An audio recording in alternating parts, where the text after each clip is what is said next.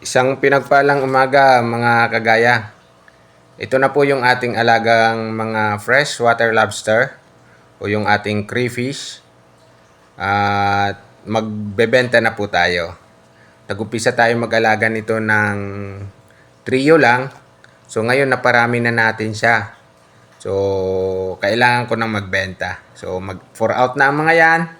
At ibebenta na natin. Yung sizes pala nung mga ibebenta natin ay nasa 4 to 6 inches po yan ang pangbenta natin mga kagaya.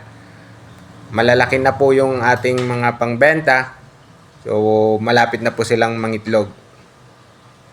Mas maganda po kung kayo ay bibili, pumunta po kayo dito sa aming lugar. Nandito lang po kami sa Barangay Upli, Alfonso, Cavite.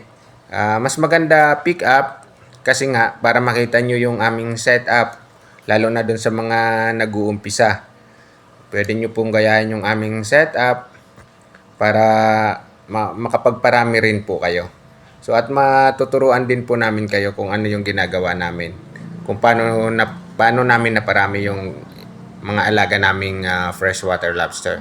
So sa mga interesado, mag-PM lang po sa aming FB page o kaya pumunta dito sa aming lugar. Ito namang pan na to, nandito yung ating mga breeder.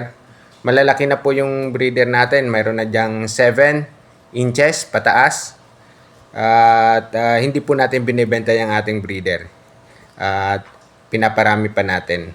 So mga interesado mga kagaya, PM lang.